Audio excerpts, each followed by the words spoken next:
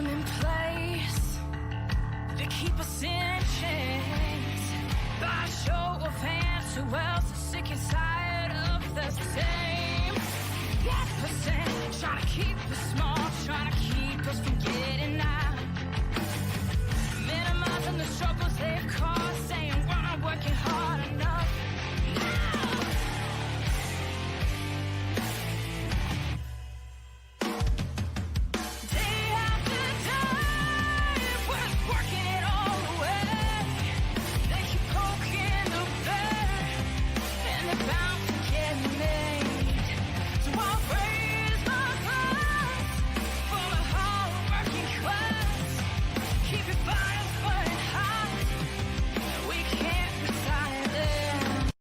Ladies and gentlemen, for the thousands in attendance and for the millions watching at home, DCK Productions proudly brings to you the greatest podcast in the world! The greatest podcast in the world? Suck it. No, you suck it. No, you suck it. No, you suck it. No, you suck it. I appreciate it if you both suck it.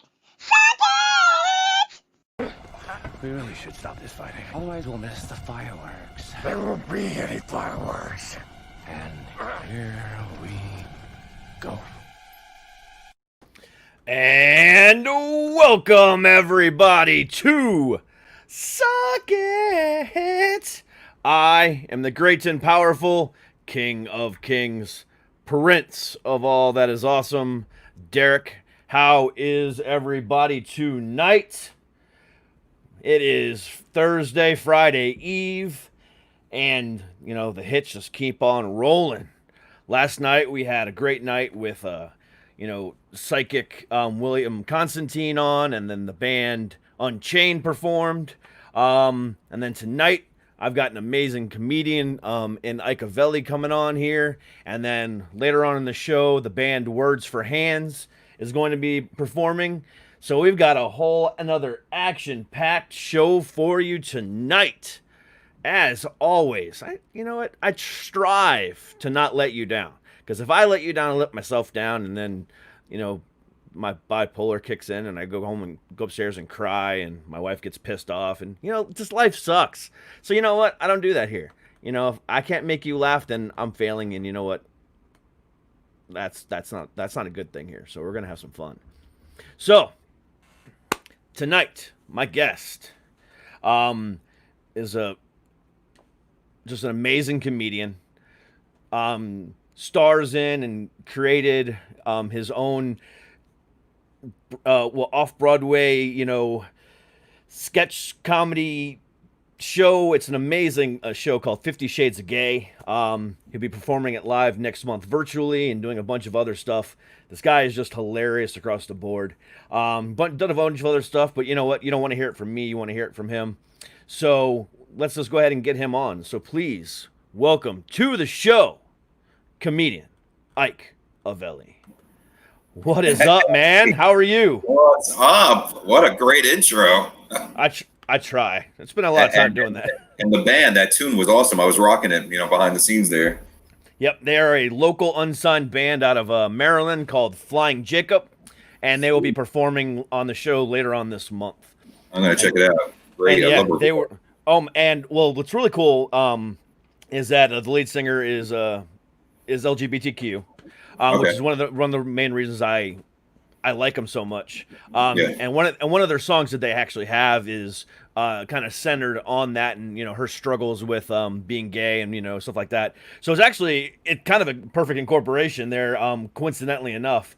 Yeah. But I just really dug their sound, and they were gracious enough to give me that song to use. So and then I did more research on them, and the more research on them, I just more and more fell in love with them. They're fantastic. Yeah, you know what I love? It's just the live aspect. You don't get that in music anymore. Everything is like computerized. So I love hearing live music. Oh yeah, and that's why I'm doing what I'm doing. For the last month and continuing on for the rest of this month, I'm bringing on live music and bands of all different genres, rock to funk. Last night was a metal band. Tonight, another great band out of Maryland. So I've got some good stuff going on, and I'm really, really happy with how it's all progressing. Yeah, congratulations, man. That's awesome. Hey, no problem. But I appreciate that. But we're not here to talk about me. We're here to talk about you. Well, we can do that too. So, how have things been going? I mean, this whole COVID situation's kind of been shit, especially for people like us who do comedy. So talk about what you've been doing and stuff like that.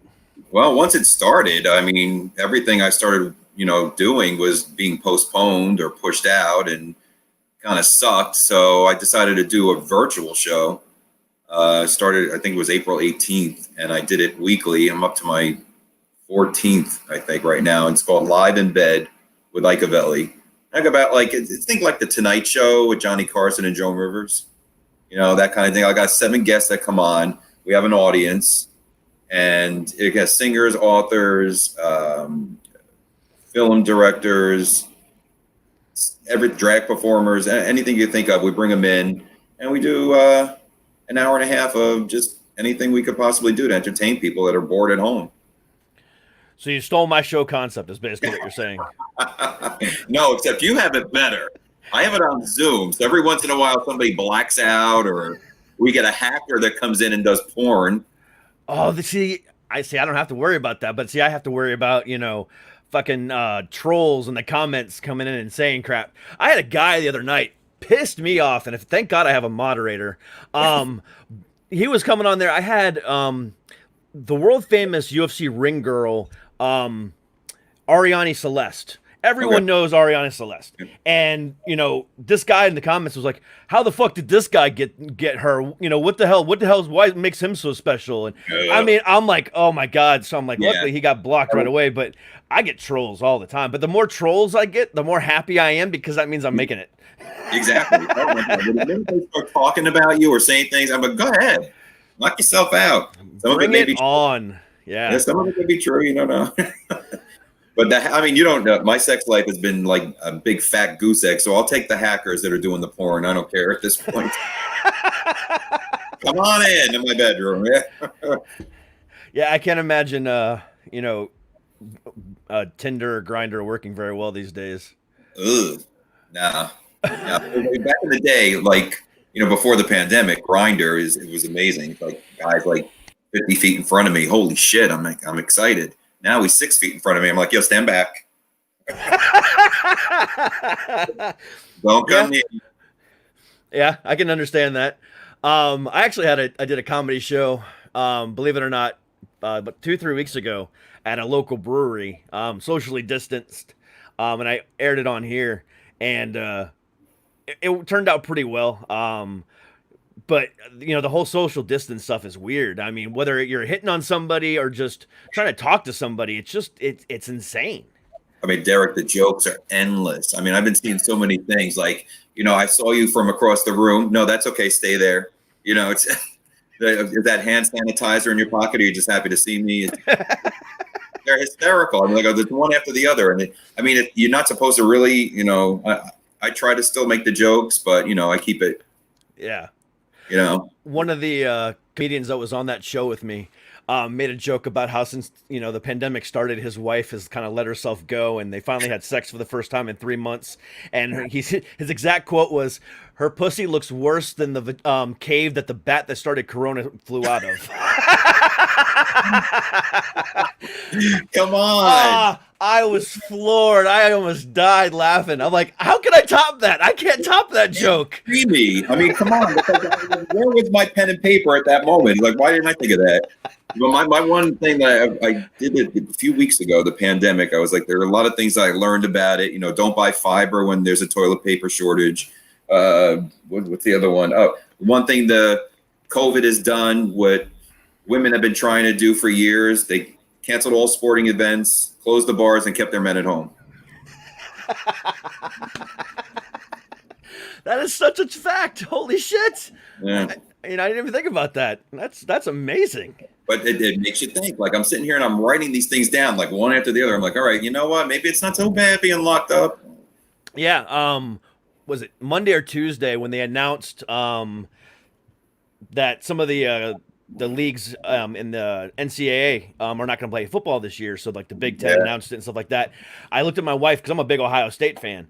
And I looked at my wife and I go, what the fuck am I going to do on Saturdays now? And she's like, I don't know, spend time with your family. And I looked back at her again and I go, what am I going to do on Saturdays? What is happening? Yeah.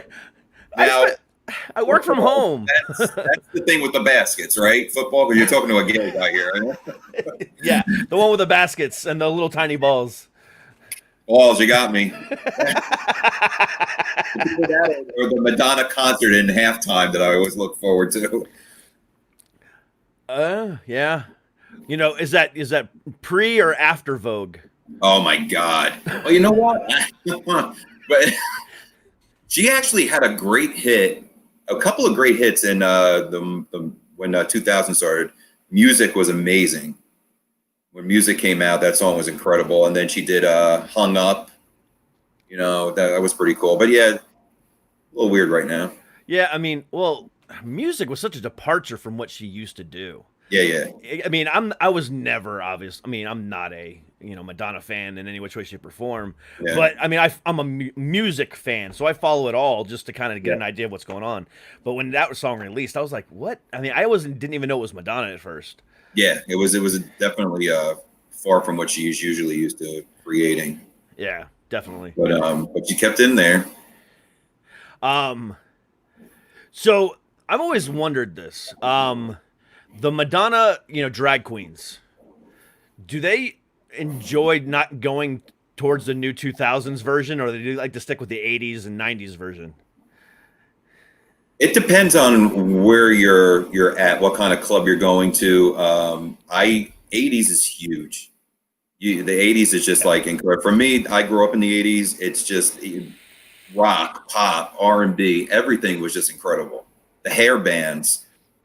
So I tend to find that they go for the 80s stuff. Yeah.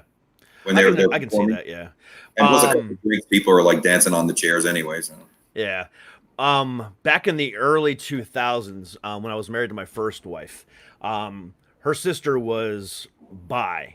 So she enjoyed going to gay clubs. Mm-hmm. And we went to a gay club famous in Orlando that just so happened to turn into the infamous club that I'm not going to name, because okay, gotcha. Yeah, it turned into Pulse, but it was something else before that.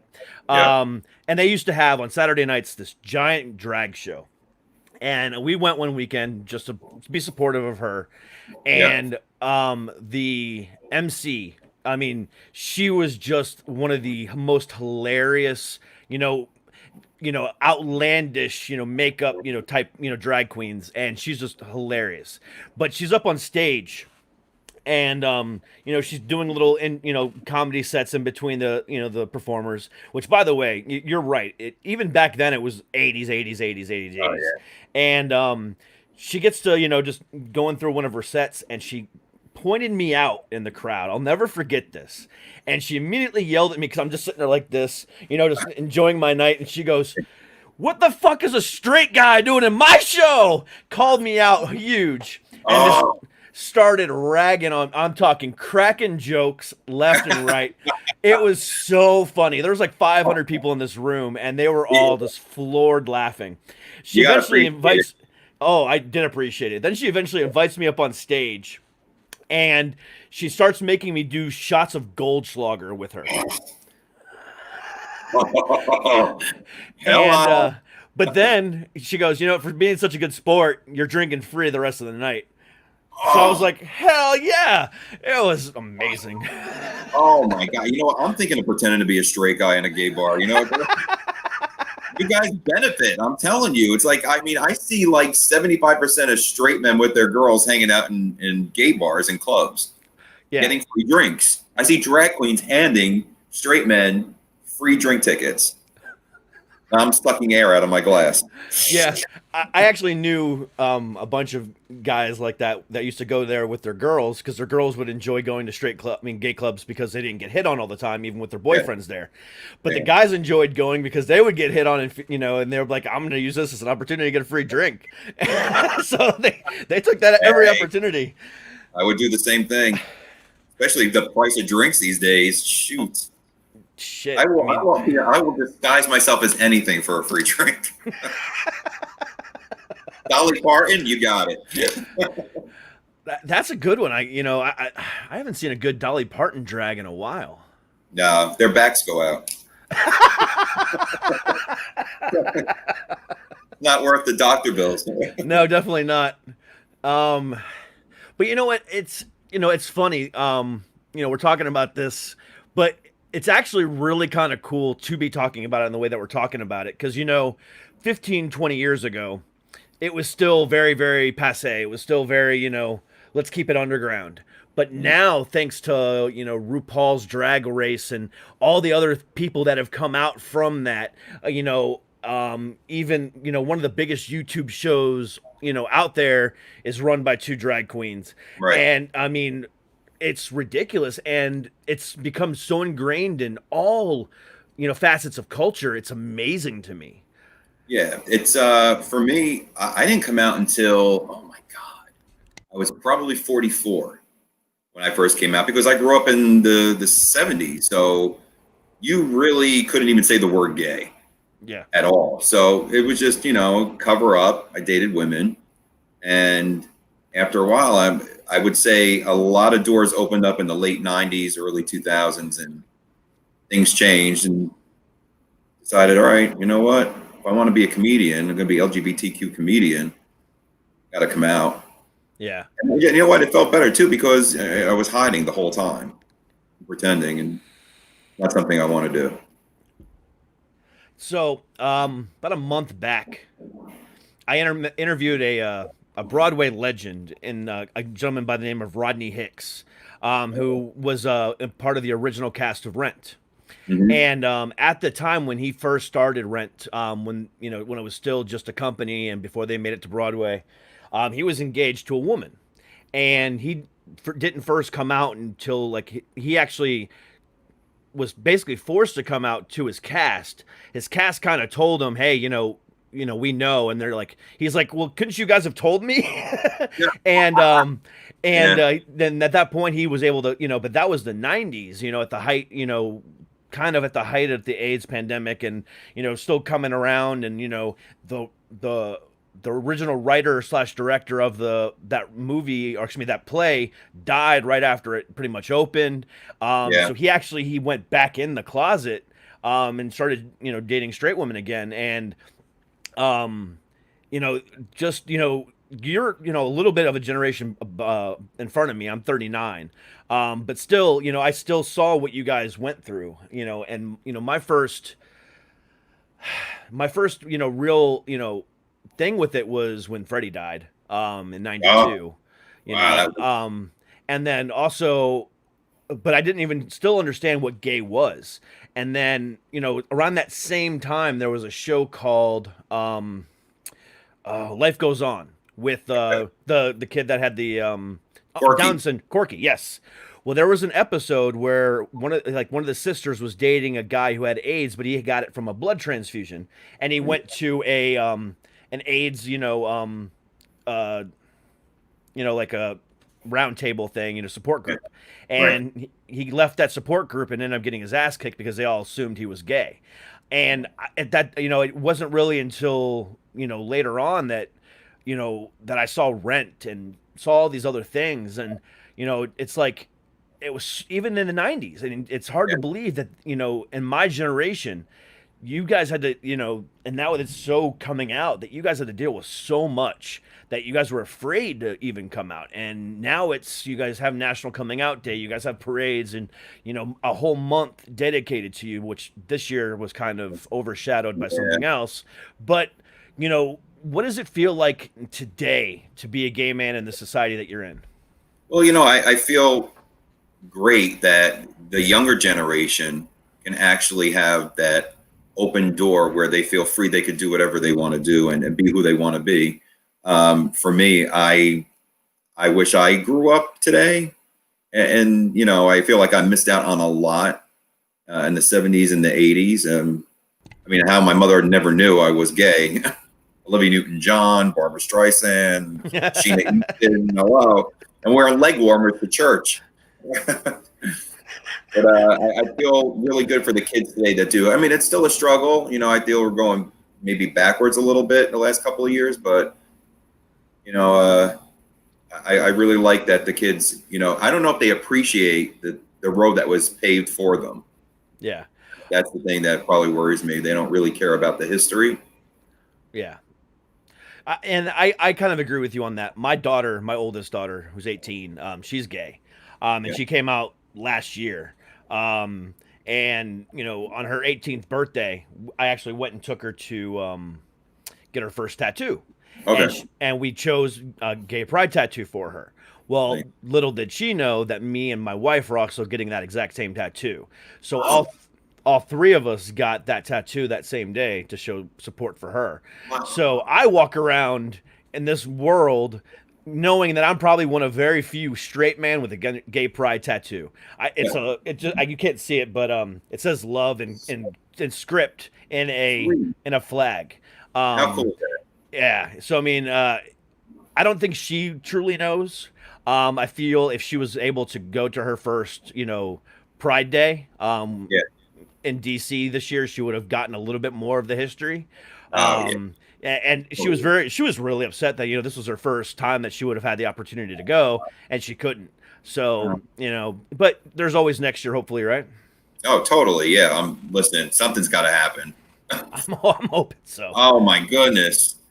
But seriously, that's great that, you know, a lot of parents aren't, you know, supportive. Even today, I did on one of the shows that I did a few weeks ago for Pride, on my show, we had a couple of artists come on, sing, and then after they performed or I did an interview, they told a coming out story, and a lot of them were completely heart-wrenching, you know, where the family really just kicked them out.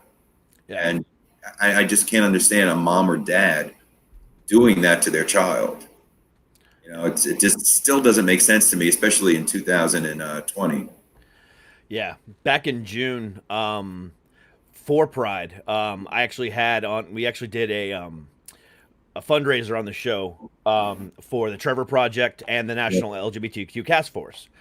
So we were doing campaigning for both that month.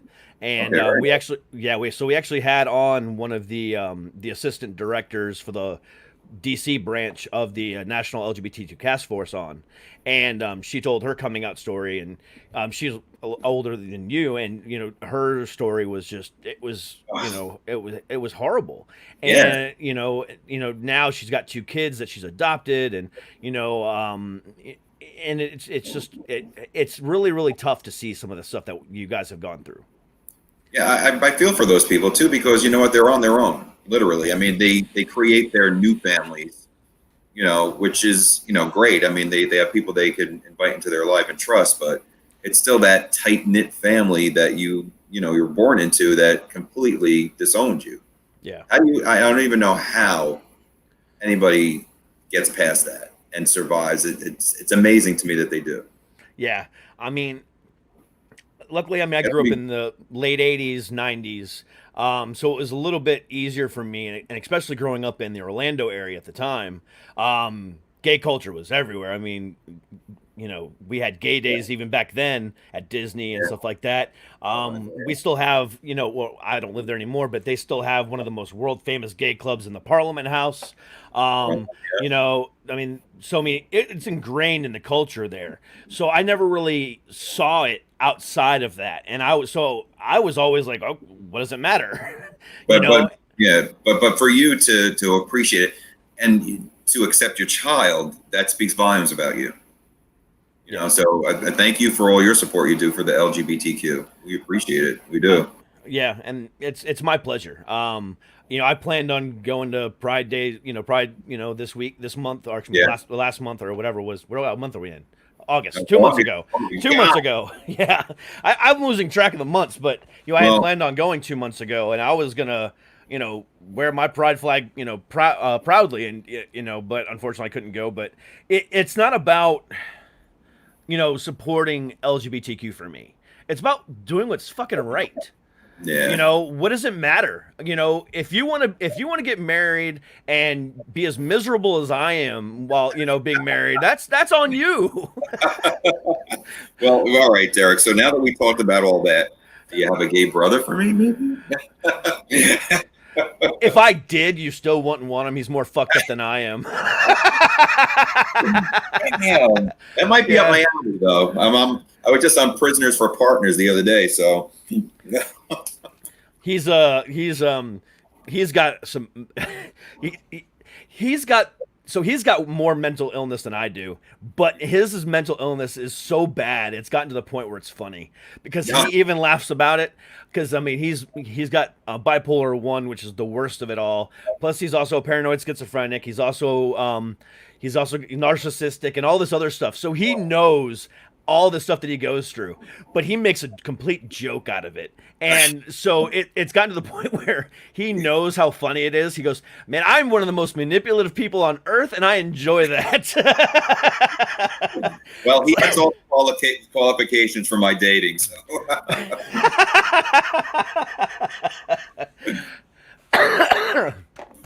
Oh, I'm having so much fun. So talk about 50 Shades of Gay. How did that come about? And, talk about what you've done with it, because it's pretty fucking cool. Yeah, it was, speaking of Pride, it was February of 2015, and I seen the trailer for 50 Shades of Grey. I had to come up with a Pride show, and I mean, literally, Derek, it was like 50 Shades of Gay, duh. Right? Yeah. Put the show together and was going to perform it. It was, I think, the end of June at the Duplex Cabaret. It's a nice little cabaret theater on Christopher Street in New York. The night before, the Supreme Court ruled gay marriage, a right. And the next day, the show sold out. It was ridiculous. And from there, it kept growing and growing and started touring, traveling. And I guess the name pretty much sold itself. So everywhere we've been going, it's been selling out. So been pretty lucky. That's awesome. And it's a sketch show, right? I mean, or variety show. I mean, yeah, I call it an adult variety show, and it's a mixed bag of everything. We've got sketch videos, drag performers, singers, you name it. We've got an audience participation. I got a great sponsor, Uberlube, who provides me wonderful giveaways for the volunteers that come up on stage. It's amazing. And then I got another sponsor, E. Martin Davidoff, attorney at law, who is a tax controversy attorney. You really, if you know anybody out there with IRS issues, this is the man to go to. Okay. I am telling you. Nice. We'll fix it all. Peace of mind to everybody who's got IRS issues. But so 50 Shades of Gay is just a lot of fun, and we've been traveling. We've done. Now you said you're at DC, right? Yep. Yeah. So we did Baltimore. Is that far from you? About an hour and a half away. Yeah. Jeez, could have came. But when did you go there? It was last year. See, I gotta smack my best friend because she's all in this. I gotta talk to her. Matt, we were actually supposed to come back in October there for the. They have a Fringe Festival in Maryland. Yes. Yeah. So we're gonna do that. Is it still gonna happen? No, I'm doing the Fringe Festival for Rochester next month, 4 nights. Usually I go out there. This would have been my 4th year going out. We should do 4 nights, but this year they're going to do a virtual. We're going to give it a shot. Cool. And then you also said you're doing just the 50 Shades of Gay virtually next month, right? Yeah, that will be September. Yep, September 14th, 15th, 16th, and 17th. So how are you doing that? Zoom and then or through? We actually recorded. We had it recorded for we're doing it for 5 years now. So we've been recording a lot of the cities that we have gone to. And this one in particular, we uploaded to YouTube. They're taking the YouTube links and they're putting them in for tickets. Oh, that's awesome. Yeah. So hopefully it'll go good. It's going to be a whole different ball game doing it on virtual. It takes away a lot. I had a debate whether I wanted to do it because being there, it's a whole different atmosphere. You got people on stage having fun. The audience is going crazy. I've got probably 9 to 10 different costume changes throughout the show. Yeah, there's a highlight video that I saw today on it. And really? yeah. I mean, it's like a 5-minute clip. It just shows a little bit of everything. Okay. But it was interesting to watch, and I'm like, because I said I've heard of it before, and then I really wanted to kind of get an idea of what I was going to talk to you about today, and saw that, and I was like, oh my god, this is hilarious, and now I want to see it even more. Oh yeah, it's I wrote and produced 10 adult variety shows, and this one in particular has been a gold mine for me. But there's another one you would probably appreciate. I put a parody musical together last year. It was a remake of Grease, but I call it Lube. Okay. And it's like a twisted love story with some classic pop tunes, some parodies, and you have definitely got to come to that when we put that back out again. Oh my god, that sounds hilarious. It's a ball. The rain, but a ball. That's awesome. Years and years and years ago, I won tickets to the Parliament House because they put on, shows and stuff like that too. And I went there and I saw the Gay Wizard of Oz, which was one of the funniest things I've ever seen in my life. Oh, man. The audience participation and all the stuff that happens in that. Oh my God, it was so good. And what I thought was really, really cool. I can't remember what year it was, 2004, 2005. But it was like, it was a 50-50 mix of gay and straight. And I was like, this is what I'm talking about. This is amazing. Because I knew from a very young age that, I could always tell my daughter was going to be gay. Just the way she acted, talked about boys. And, even at 4 or 5 years old, it's like, there's something going on here.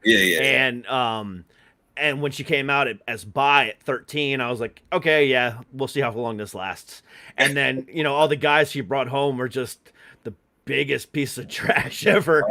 And then I was like, and then when she finally came out, I'm like, yeah, I'd known for years. And she goes, why didn't you tell me?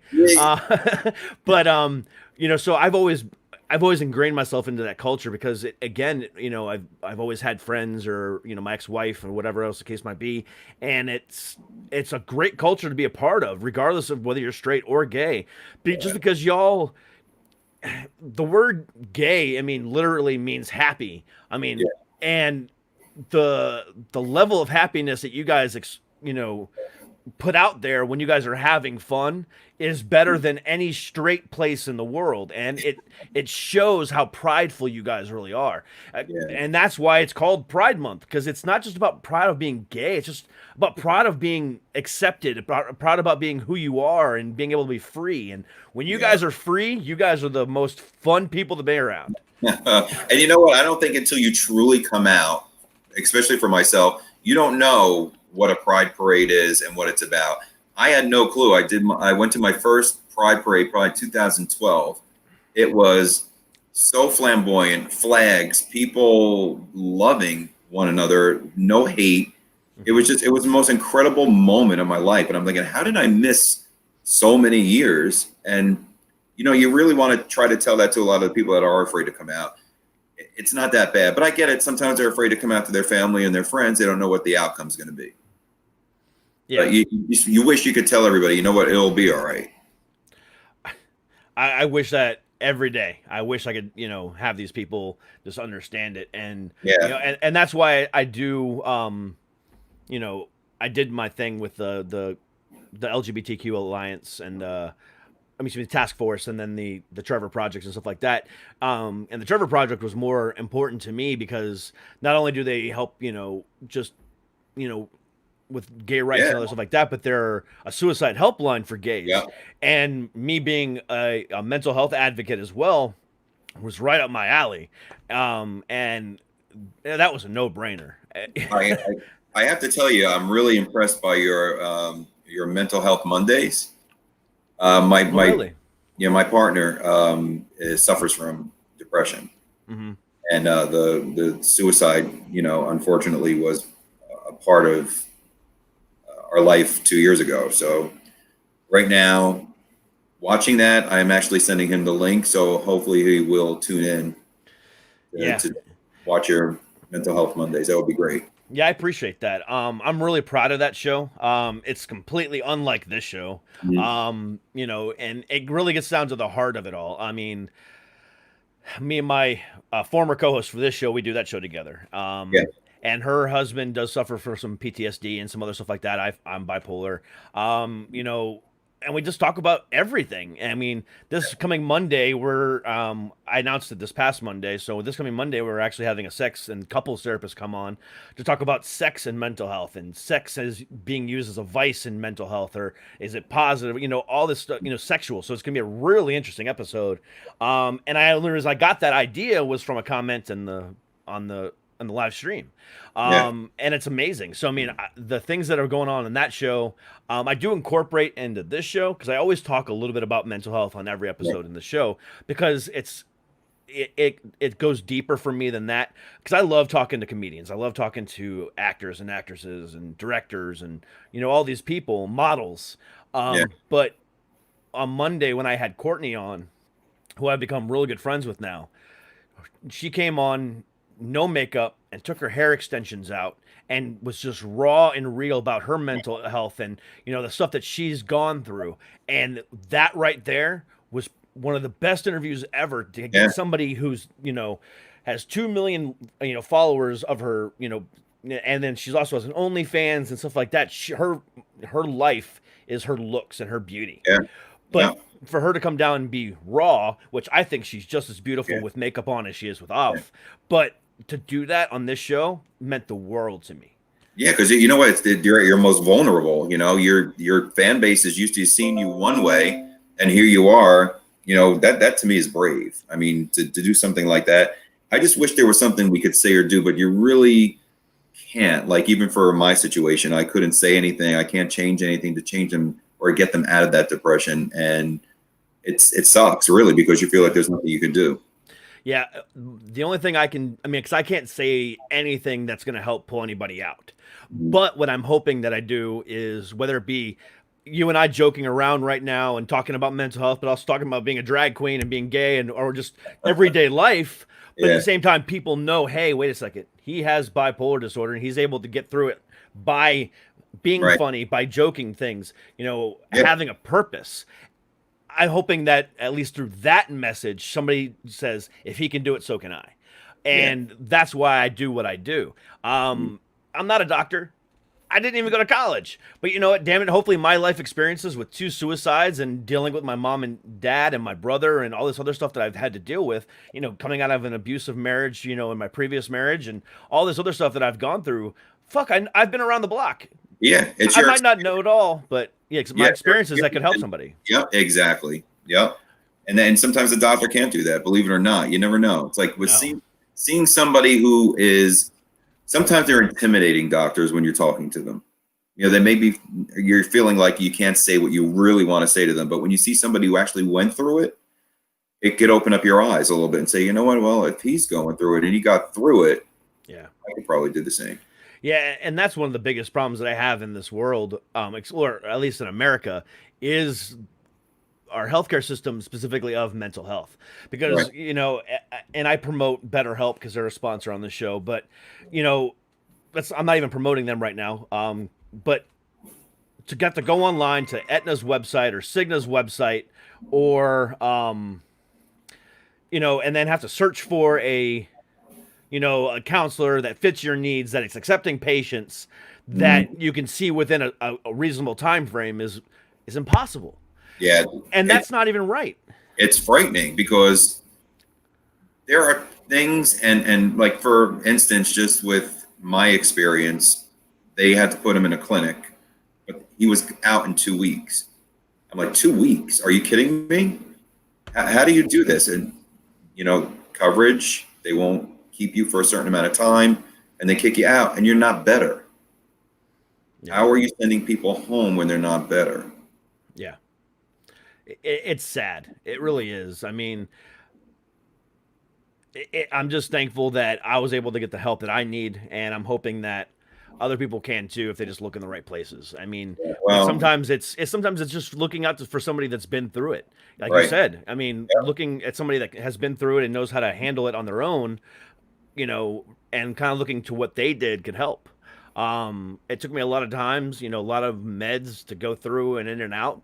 And personally, I hate putting the chemicals in my body. I wish I could just smoke weed and be done with it. But now everything weed, let me tell you. Yeah, I mean, I take Lexapro, I take Wellbutrin, I take Klonopin, and then now I've started taking CBD, and I feel like the CBD is working better than the other three. Oh yeah, It's ridiculous. yeah, totally, and that's what he was taking as well. Everything you mentioned, but definitely the oils, everything is just it's homeopathic stuff. Always seemed to work for me. There's research being done right now that says that mushrooms are a better help for for mental health than some of these drugs out there, because it allows your brain to reset and actually get the chemicals in your brain right. It's like mushrooms. So this psychedelic drug that was told not to fucking have. That's only legal in one state, in Colorado, believe it or not. Duh. Yeah, Colorado. They've done the right things there. Everything's legal. Everything's legal in Colorado. I should tell my wife, babe, we're moving to Colorado. Take a little trip. Don't know if we're going home. But it's amazing that all these things are being done, but the government does nothing about it, because Pfizer and all these other places have the money just to say they put bills out to do something, and then Pfizer or GlaxoSmithKline or whatever else puts the money in play and then kills the bill before it even has a chance to get voted on. They'll be out of money if we make everybody healthy. Yeah. I still am the firm believer in the fact that we have a cancer cure. Oh, totally. Oh my God. Years, Derek. Years. You know how many people, it's sad watching these people suffer when they know it's out there? Yeah. I mean, and in other countries, they figured out a way to cure AIDS and HIV, but yet it was, as soon as it came out, it got squashed here really fast, and nobody's talking about it anymore. Do you watch Down to Earth with Zac Efron? No, but I've been wanting to. Yeah, I just started watching. I watched the first 2 episodes. Amazing what these different countries have and what they do without electricity and how they cook. And it's amazing. I'm obsessed with it right now. Yeah, I keep seeing the preview on it every time I go on to watch reruns of Dexter. That worries me. That's another thing. Like, should I worry if I was ever dating someone and they constantly watch the ID channel? Yes. Right? Maybe. Like, Either they're that like or Dexter. marathons. Yeah. And Dexter. See, I'm rewatching Dexter right now for the first time since it ended. And it's like, I wonder. Right? I mean, oh my God, that show was amazing. It really was. Now, it ended horribly. Yeah. But, I mean, the whole lead up to it and the whole episodes and the show itself was just phenomenal. Yeah. I really wish they would go back and just, reboot it with a quick re-ending of it and kind of wrap it up better than what they did. Yeah, I didn't care for it too much, but I'm telling you, every season there was some kind of cliffhanger or a surprise ending. It blew me away every time. Yeah, and right now I'm in season 3, which is the one where he's working with the district attorney of Miami. Oh, what's his name? He was from that other show. I can't think of his name, but yeah, tall guy. Yeah, tall Hispanic guy. Yeah. I can't think of his name. I was talking to my wife about it earlier. I can't think of his name now. Wasn't he in LA Law or something at one point? Or? I think it was LA Law, yeah. But but I know that the next season 4, is with the infamous Trinity Killer, where oh my God, and John Lithgow does oh my God. He was insanely good. Woo! Yeah, he played that ridiculous, yeah. He is such a massive, talent. So I'm anxiously looking forward to seeing him come on the show, and the whole, oh my God, just so good. Yeah. Knowing that Rita dies in the season finale of that year. That was sickening. For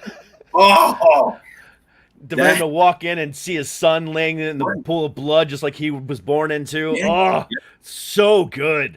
Chills again just now. I'm like, oh. I'm getting chills thinking about it, getting able to watch it here within the next week. Yeah. Because I haven't gone back and watched it since that show came on, but damn, it's so good. I mean, it was intense. It was intense. Such an amazing show.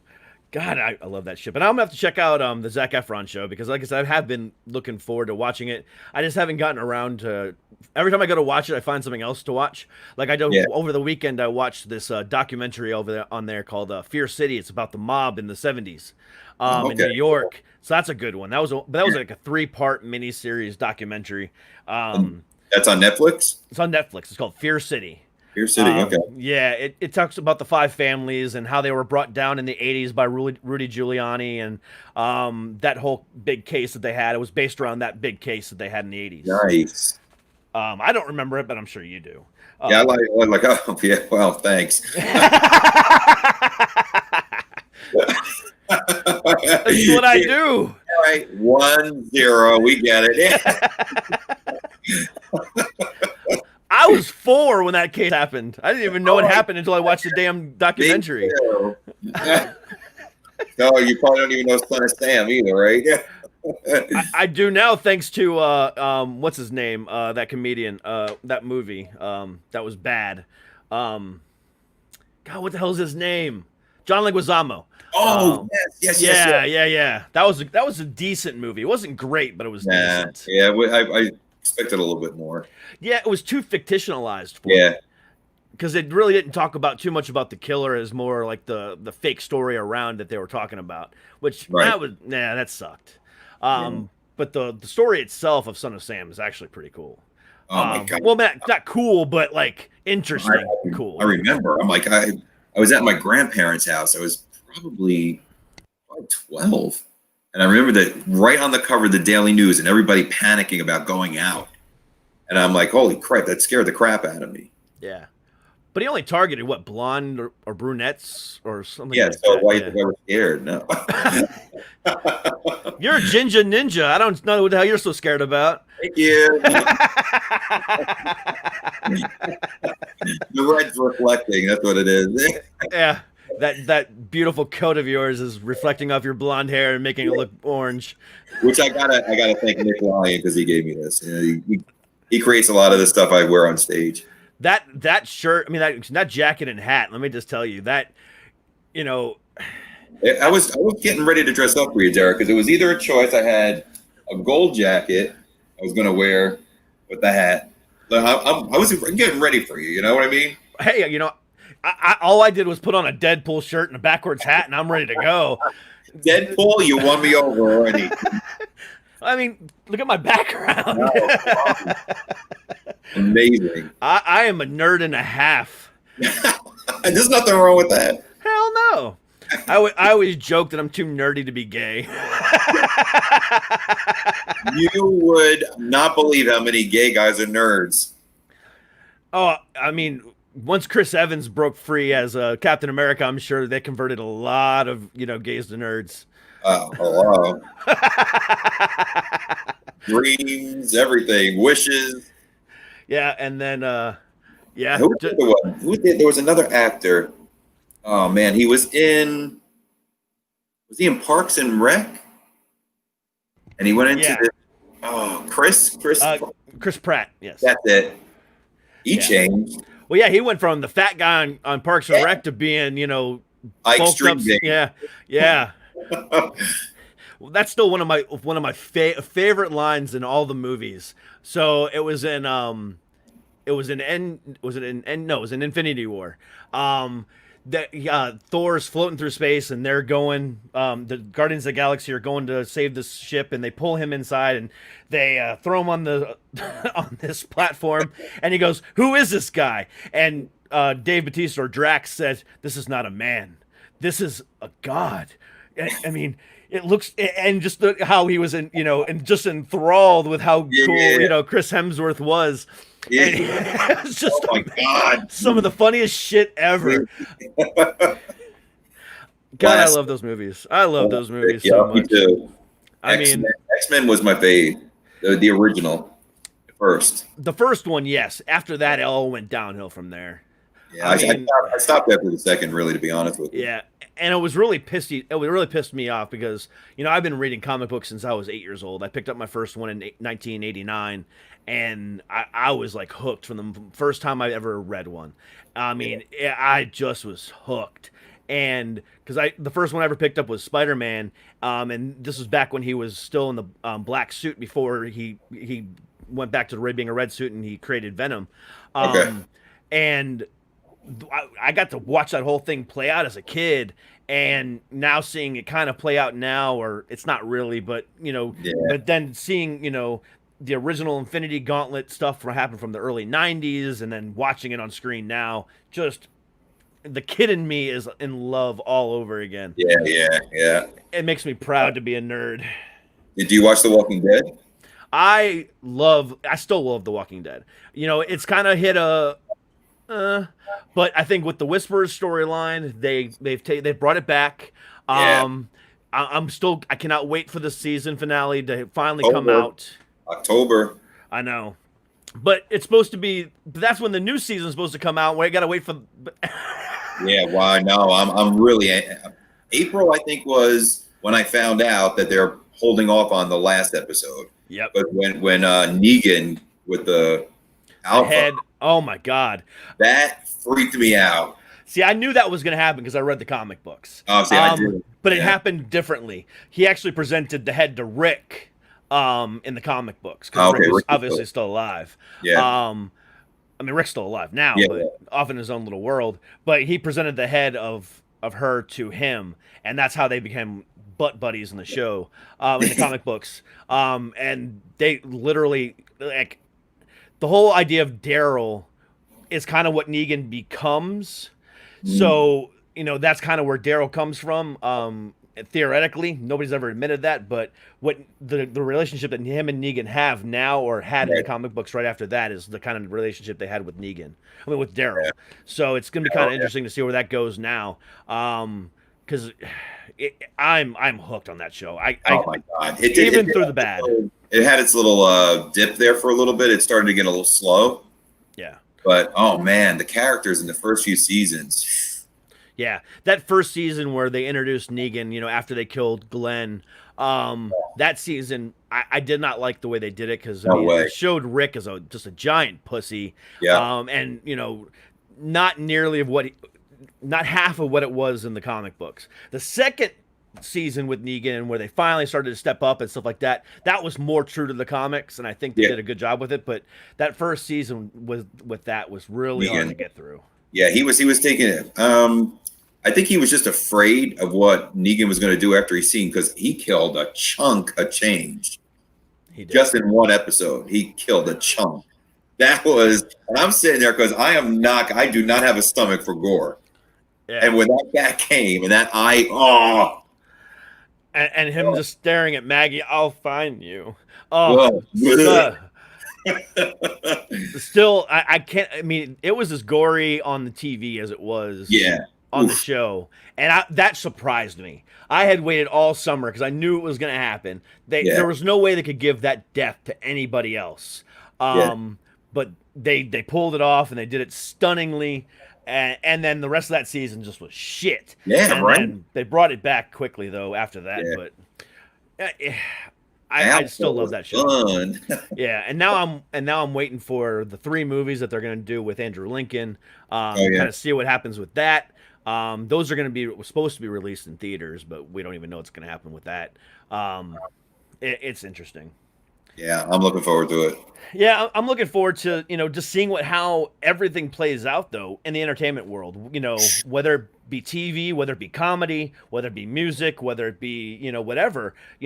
Our as far as like movies go, our drive-in's going to become a thing again. I mean, totally. My friend already in Atlantic City, because I usually do Bally's in Atlantic City, and everything obviously is shut down. And he just started a comedy drive-in, and he connected with an AM radio station where you could listen to it in your car, and the performers out like a drive-in. Yeah, I know there's a one out here in Northern Virginia in Winchester that's been doing live music and stuff like that as well. So they have the stage, and then they project it onto the screen, and everyone's in their cars connected to an FM station, but it's gnarly. But at the same time, there's only one. So, are they going to start popping up again? Is AMC going to be like, you know what, screw this, let's just start building? That would be awesome. I mean, I'm hoping the fall and the winter, I can't imagine anything changing, but something's got to happen next year because I missed the stage. Yeah, I mean, just that taste that I was on there for 15 minutes back, at the beginning of, or a couple weeks ago. Yeah, I got the taste for it. Now, I mean, luckily I get to do this show, 5 nights a week, and I get to have fun and joke around and do this kind of stuff. But it's not the same as being in front of a crowd. I mean, even the 15 people that were at this brewery, it was fun. I mean, and then to know that, I had all these watches on YouTube was cool, but it's still not the same. It's just not the same. The energy you feed off of the people, and they're there, they're drinking, they're having a good time, Yeah, I've even done a couple Zoom comedy shows, and oh god, they're fun, but at the same time, it's hard to be a part of.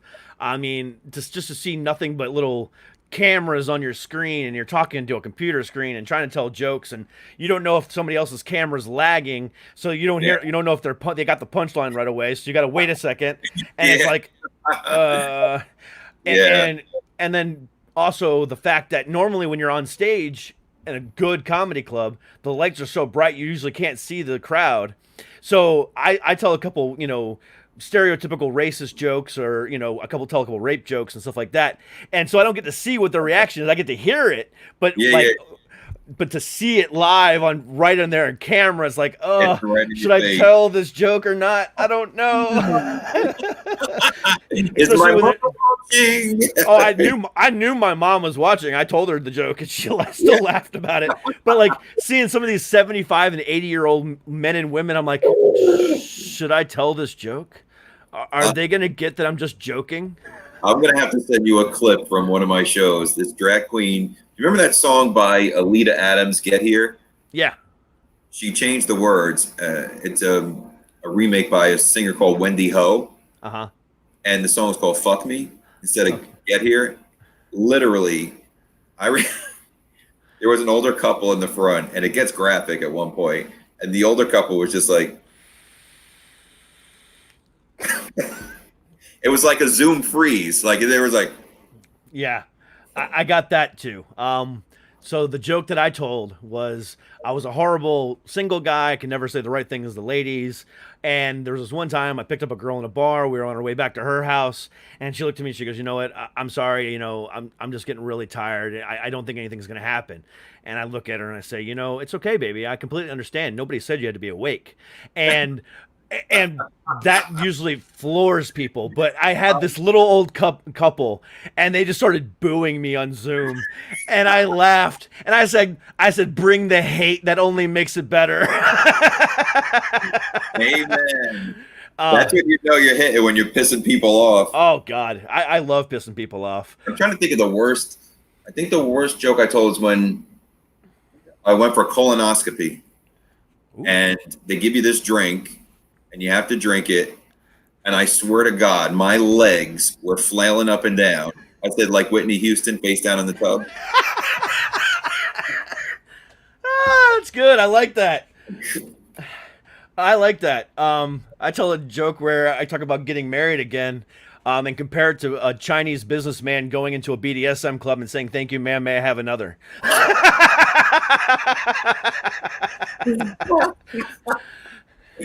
Good stuff.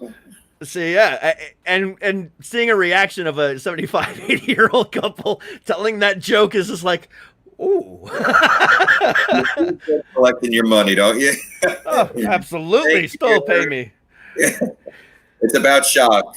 It's about shock and awe. Absolutely. So tell people where they can get tickets, or when the tickets can be released for the virtual 50 Shades of Gay. Yes, August 25th. It will be on the RochesterFringe.com.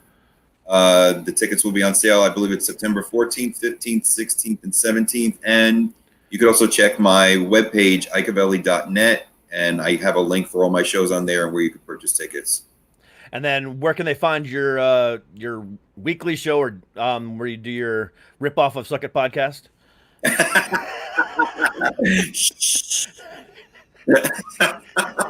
I'm gonna have the hat backwards next week. I'll be like, "Hey, who am I?" They can find it on Facebook. Facebook.com. It'll be Ike.holler. All my Live in Bed with Ike Avelli's are on there week after week. We're on week 14 tomorrow, Saturday night. I have Andy Julia, comedian, Ricky Velez, a singer. I don't know if you know Carolita White. She used to play Rosie Greenbaum on Laverne and Shirley. I've heard of her, yeah. She's going to be on. I have quite a few other guests, and they're going to kill me because I don't remember now. And then on Monday, I have your good friend Tim Moss coming on. Oh my God. You are in for a treat. Yes. So you are in for a treat. We have a show on YouTube called The Tim and Ike Show. Yeah. It's minute sketches. We're in like our third season right now. That's hysterical. Awesome. I've been watching some of it. Yeah. Yeah. So I'm looking forward to him. So, I mean, I'm going to tell you what, man, I needed this tonight. This was great. I had a blast. Let me tell you, I want to do it again. Let me know. Oh, dude, anytime you want to come back, this is yours for the keep. And you have my contact information. Just shoot me an email or hit me up on Instagram or Facebook, and I will always have a place for you on this show, because you and I I could do this all night with you. Well, I haven't heard that in a while, but thanks. But if you're ever in New York City, come to the show. I'll give you tickets. Hey, man. According to the psychic I talked to last night, I need to take my wife out on vacation, so maybe I'll do that soon. I'll tell you the date first. Yeah, exactly, brother, man. I you know what? I can't thank you enough. I had such a good time tonight, and I can't wait to do it again. And thanks for supporting the LGBTQ too. I appreciate it. I'm going to make sure my friend checks you out Monday. Man, I appreciate that. That'll be live Monday at noon, 9 Pacific. Sex therapy and mental health and all this other good stuff, and we do that every week at noon, 9 Pacific. So I appreciate it again for promoting that, especially for liking that, because that means a lot to me. Yeah, very good. I appreciate it. But Ike, man, I can't tell you enough how much fun I had tonight. So I had a blast with you there. This hour just flew by. I look at the time. It's like usually my dates end like in 2 minutes, but this is good. I'll take it. My wife says the same thing. I'm usually just a one and done with her, but with you, I can do it all night long. So she might be a little jealous. No, I'm going to bring her on stage. Hell yeah, call me out, brother. All right, man. Well, you have a good one, and I will talk to you again soon. Yeah, have a great one. You too, Nubba. Bye. I had such a good time with that. All right, so quick commercial break, and when I come back, we got words for hands. We'll be right back. Guys, ever wonder how I get this manly beard looking so good? It's all because of Viking Revolution. And at Viking Revolution, not only can you get some great beard balms, but you can also get some great beard oils, as well as some awesome quick shower pads, which helps prevent you stanking up after the gym. Also, these great wet wipes, which help prevent, stanky after going doo-doo. And also some pomades and some other great products, all at Viking Revolution. So do yourself a favor, go to dcproductions.com/sponsors, click on the banner, and get yourself some of these great products. Viking Revolution. Join the revolution. And all the links are below in the description of this video. But you know what? Let's just get straight to it, and let me bring on Words for Hands. All right, you there? Yeah. How are you? All right. You know what? I'm doing great. I just had a great interview. I had a great time, and now I'm ready to listen to some kick-ass music. All right, let's do it. I'm taking off, and you guys enjoy. All righty.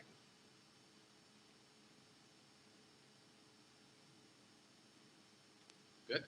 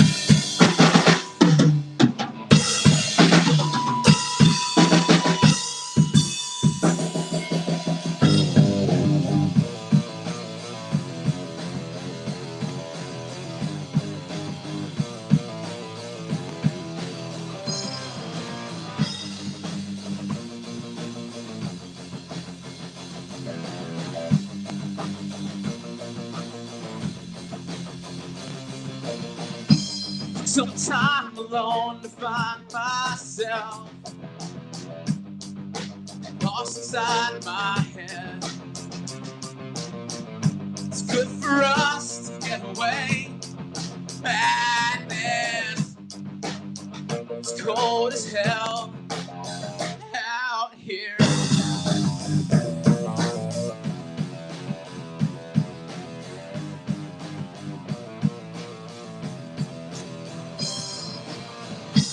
Some time alone to lose myself. Roll down around. Quiet streets can be easy to find. It's easy to pretend. We always end up where we start.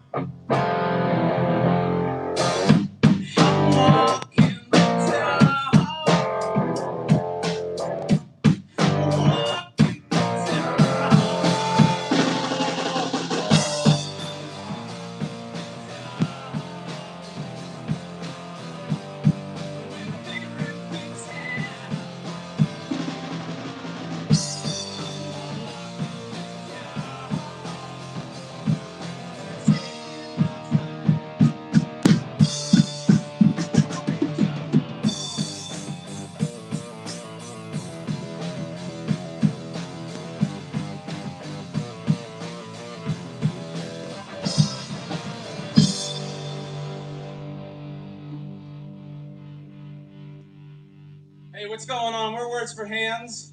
Thank you so much to Suck It Podcast for having us here tonight.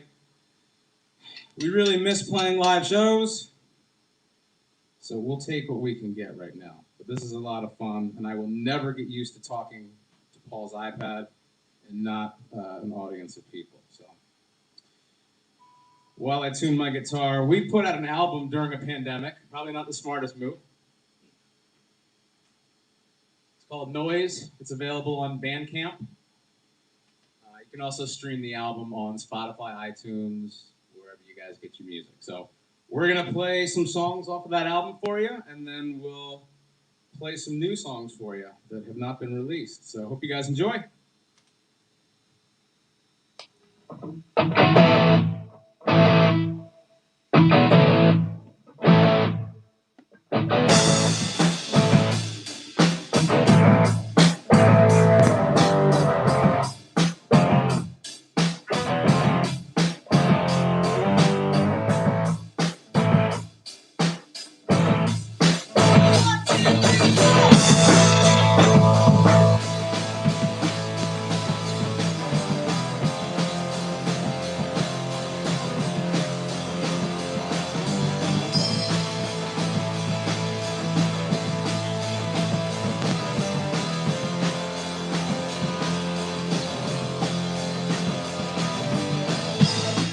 situation. It's killing me again.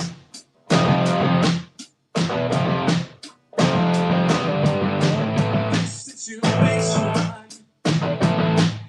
never seen it.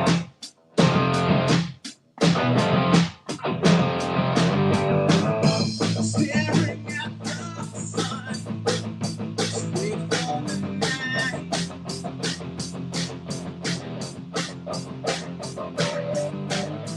When the shadows fall, we'll be alright.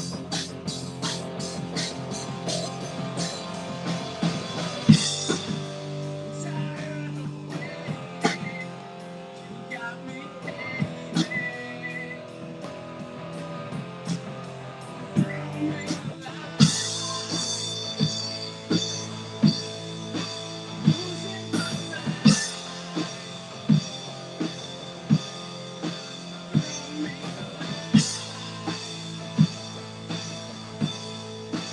don't waste my time.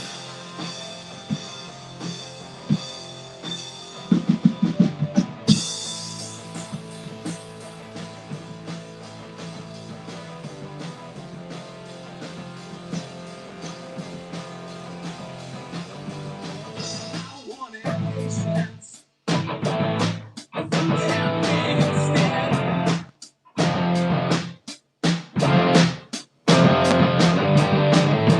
Thoughts of anger, wild in my head.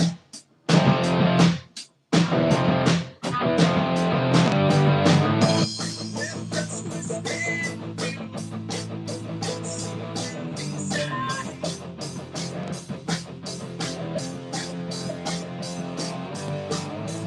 Making up the truth, this is the lie.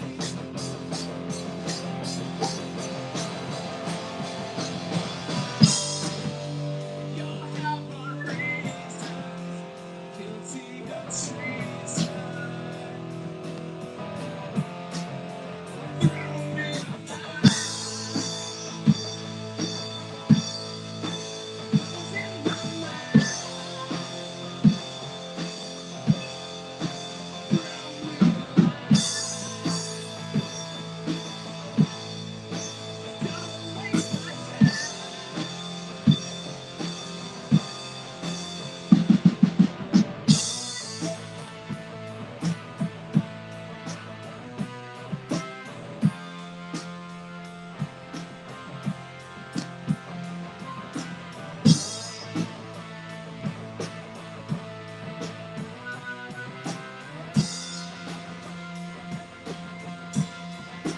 Throw me a line,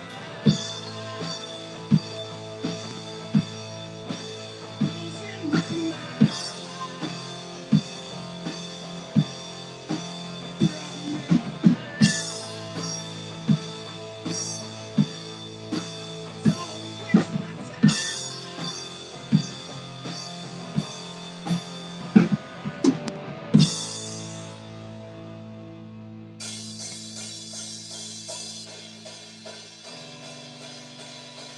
This next song is called Drown.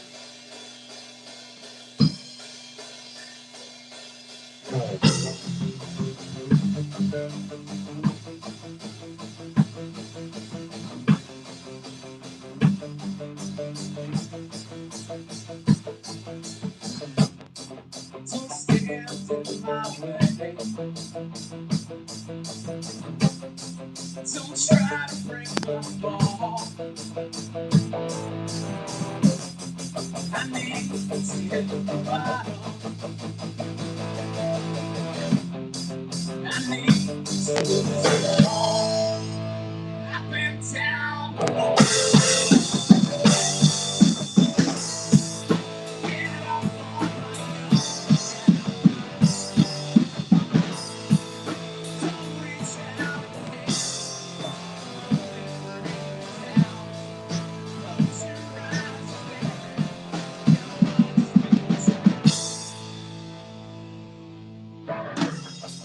it's hard to find. Leave me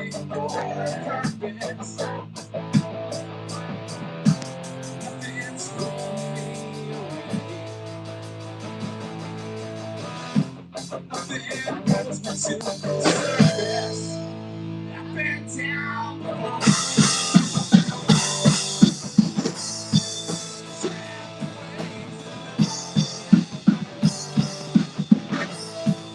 So reach out your hand.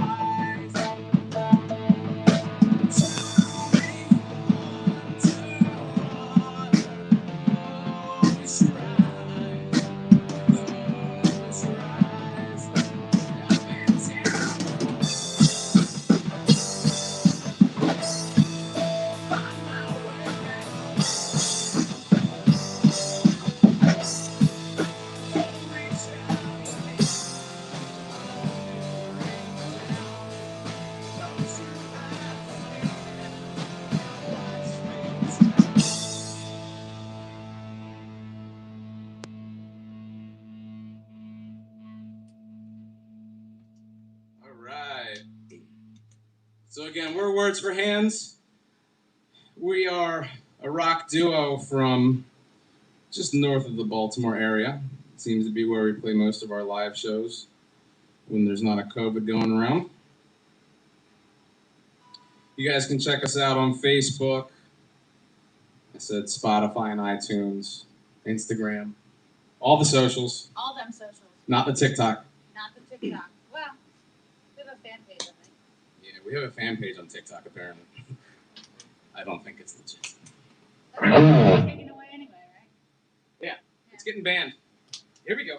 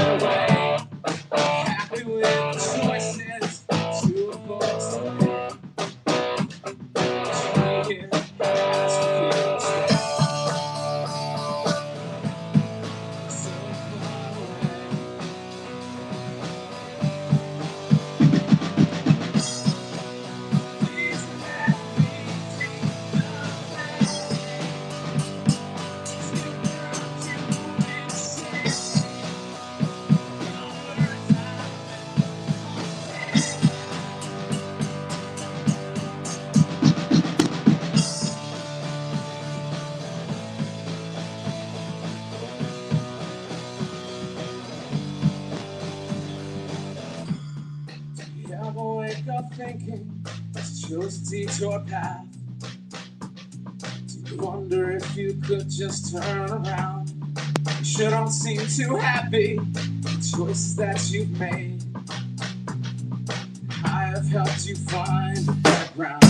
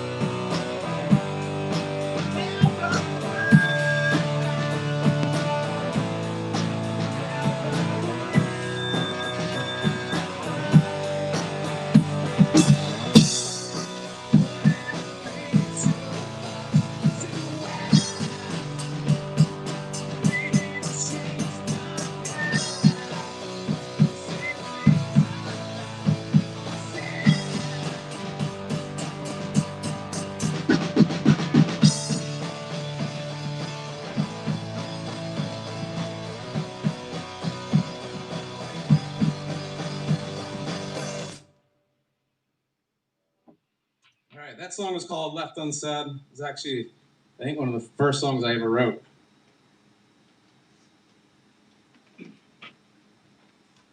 I wanted to thank Suck It Podcast one more time for having us out here. Well, I mean, we're in Kate's basement, but having us broadcast to the internet. Why are you yelling, dude? All right. All right, let's play some fucking music. I bet my kids are watching. Here we go.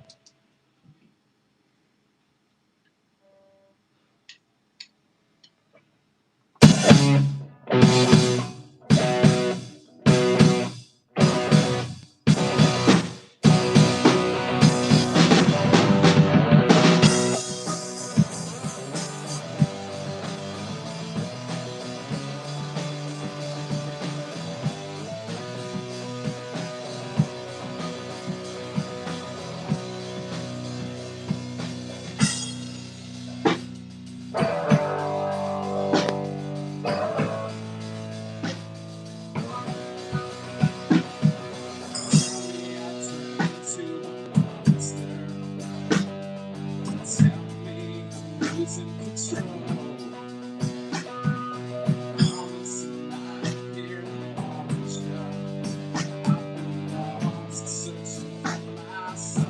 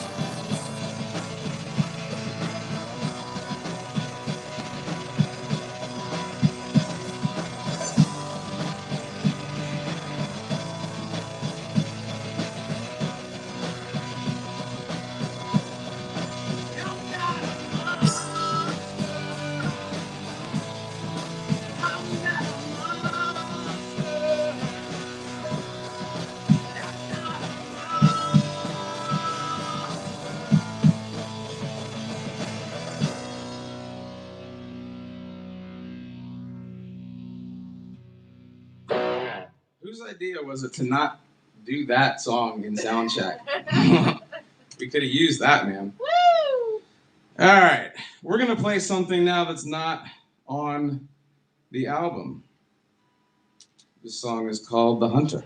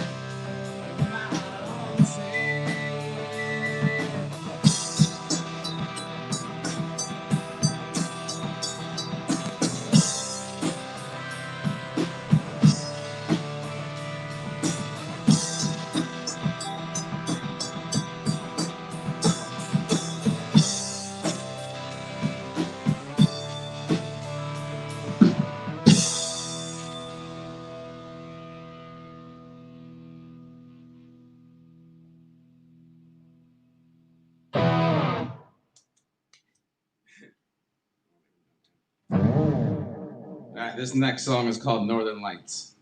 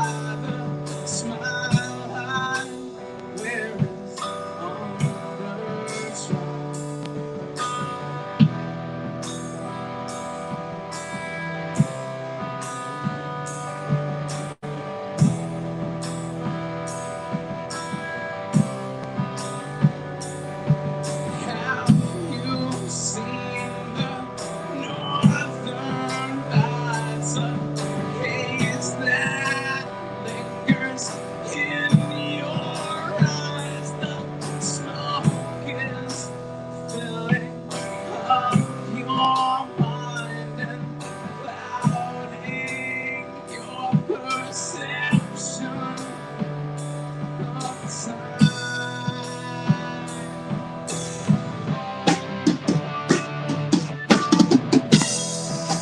Take me down tonight. Want to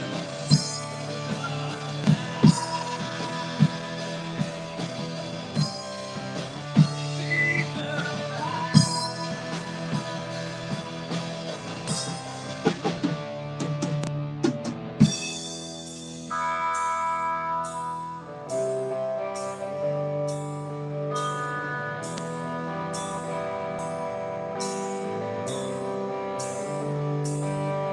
Have you seen the northern lights? A vivid look into your life, tainted view of what it's like to free yourself and fade into the night.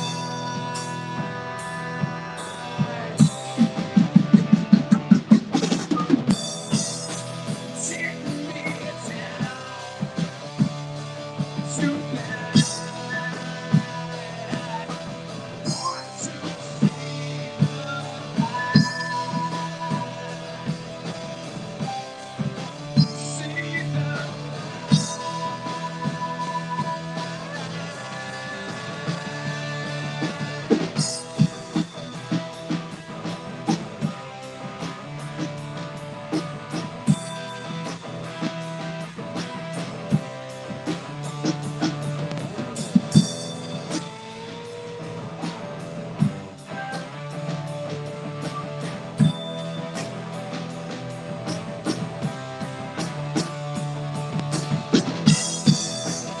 take me down tonight.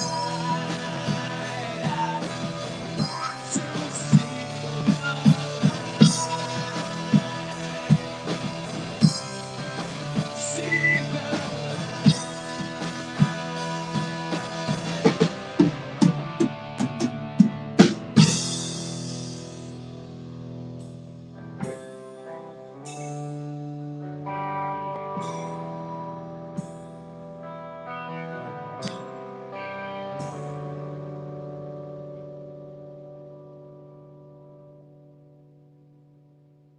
All right, that song was called Northern Lights.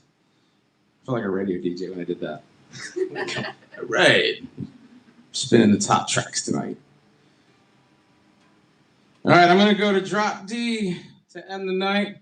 Take another opportunity here to thank Suck It Podcast for having us out on the internet from the basement. And again, my God, we cannot wait to play a real show in front of real people. No offense to the two people in the room. Yay,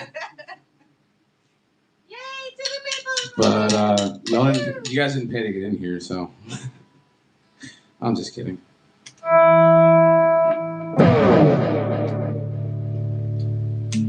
All right, this song is called Safe, and it's about a terrifying car ride.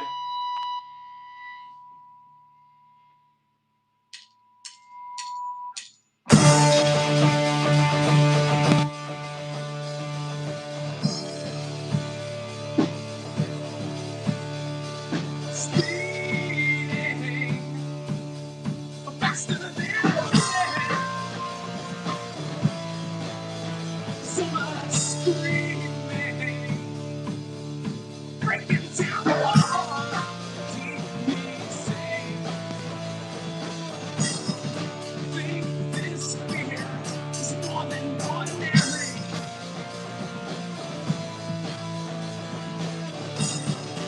Cross the line, I wanna be on your side. I'm not safe here.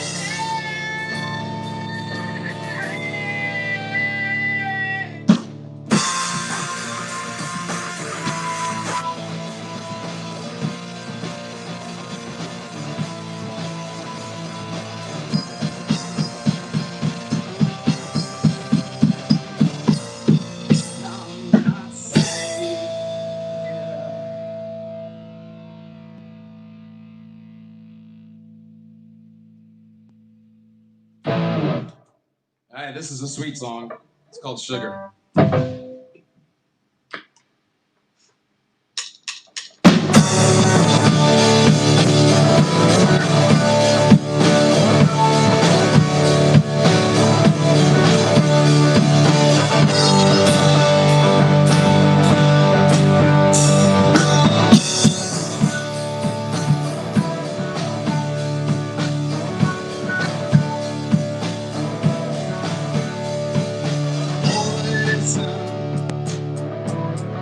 Rushing through my head, but I need you to help me understand. Sugar, sweeter than the rest. Please don't leave me like the rest.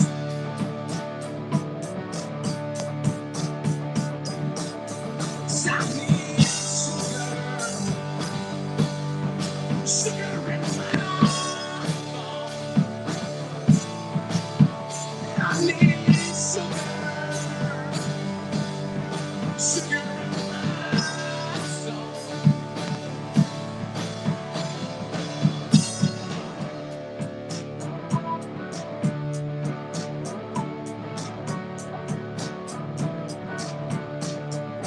Crashing, I'm not coming down. I'm ready to start another round. Quiet, silence breaks the sound. I can't hear you. Gets too loud.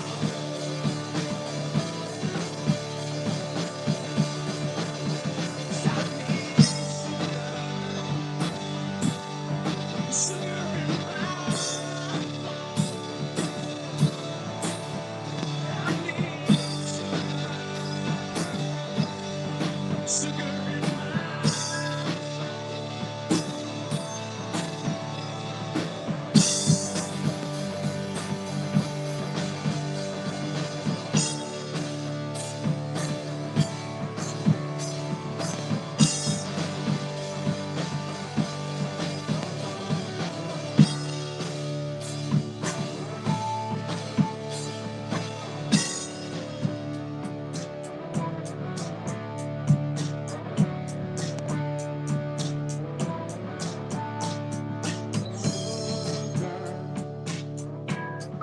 sweeter than the rest.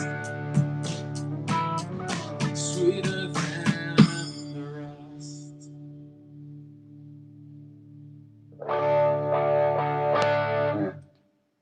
All right, we got two more for you guys. This next one is a brand new song that we wrote while we were sitting around with nothing better to do. Can't go anywhere. And it's called Chain Reaction. Hope you guys like it. Thanks again, Suck It Podcast, again, for streaming this. We are Words for Hands. You can get our album online. I'll show you again. It's called Noise. We're very proud of this. You can get it on Bandcamp. You can stream it wherever you stream music. And you can look us up on Facebook and Instagram whenever Kate feels like posting shit. All right. The song is called Chain Reaction.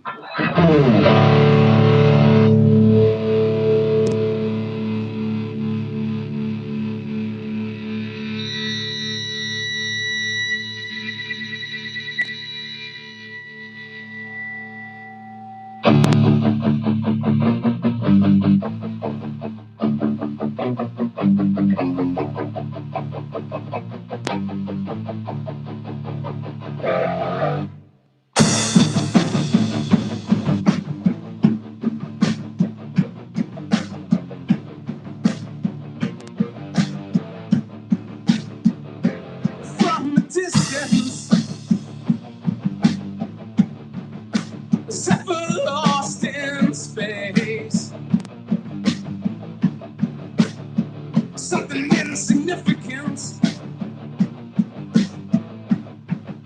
A pixel out of place. In the trenches,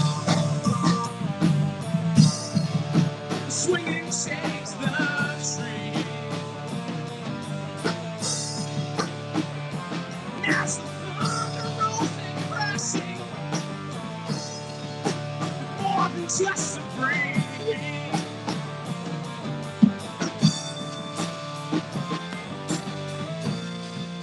Something's wrong. I can feel it.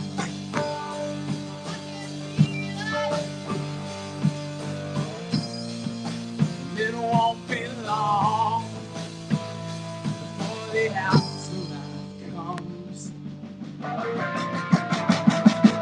Chain reaction.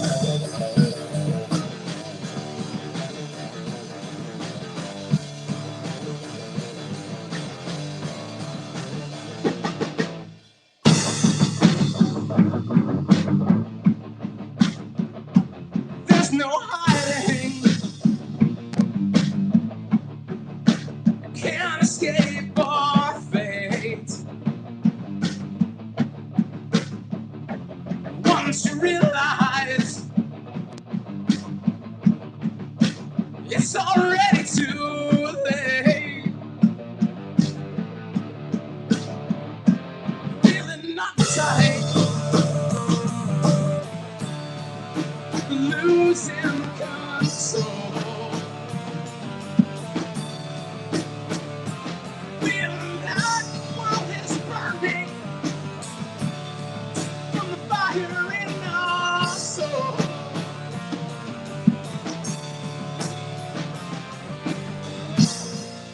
Something's wrong. I can feel it.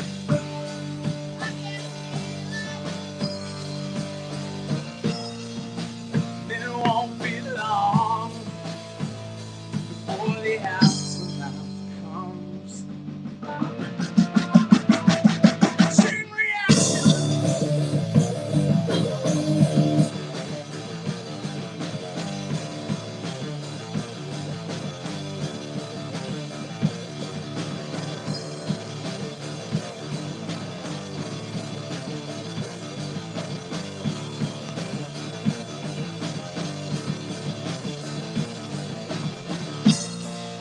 Something's wrong. I can feel it.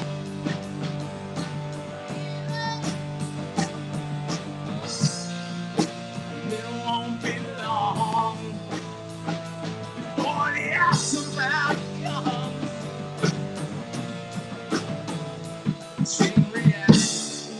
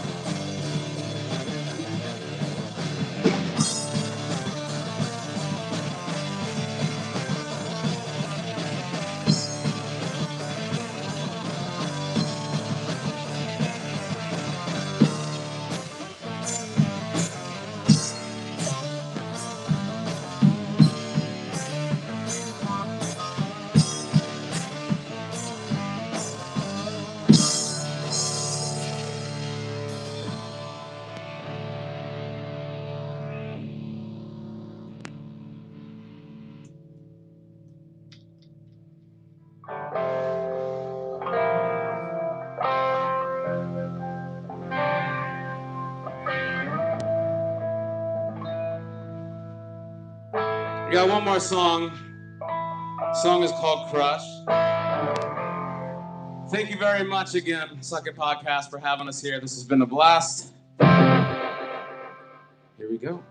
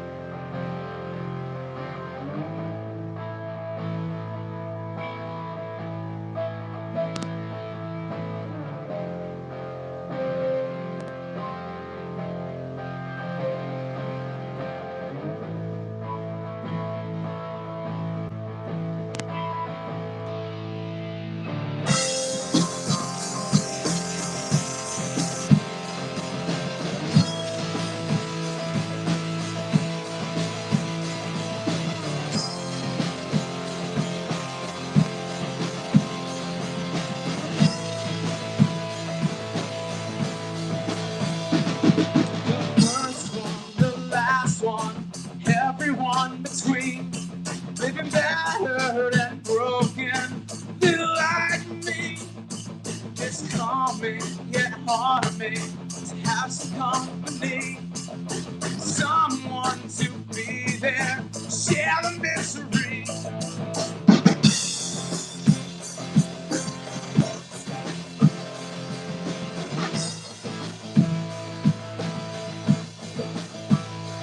It's pathetic, magnetic, attracts into the need to be wanted, your hero, serving at your feet. Unveiling, prevailing, can't get past the roof. Left with the feeling, there's nothing left to lose.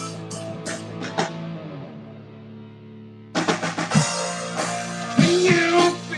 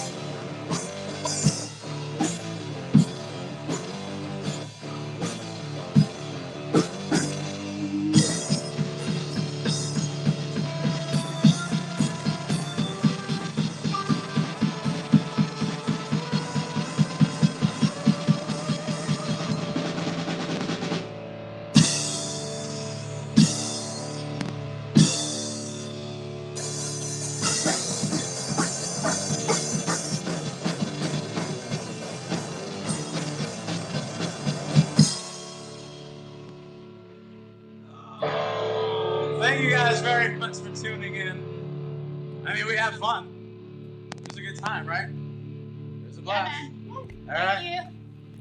Thank you guys. Thank you. Y'all have a good one now. Thank you too. Bye-bye now. Wow. Great fucking night. Ike Avelli was hilarious. Please check him out. Go to the Rochester Fringe Fest website to check out 50 Shades of Gay live next month, or virtually next month. Please check out Words for Hands on Instagram, Facebook, Spotify, iTunes, anywhere you get your music. What a great fucking night this has been. Come back tomorrow for Friday. I've got radio personality and PR agent and just a whole bunch of other slew of things. Ron Russell will be on the show tomorrow night. And then, like I said, on Monday, we've got Tim Moss coming on, and Eben Nova's next week, and Once Revealed is next week. I got a whole slew of more crap going on right here on Suck It Podcast. I cannot thank you guys enough. What a great fucking night. I am so hyped. I hope you guys are as well. I will catch you back tomorrow. Same time, same channel, 8 p.m. East, 5 p.m. West. We'll see you then. Until then, stay healthy, stay happy, and fucking stay heavy. Peace.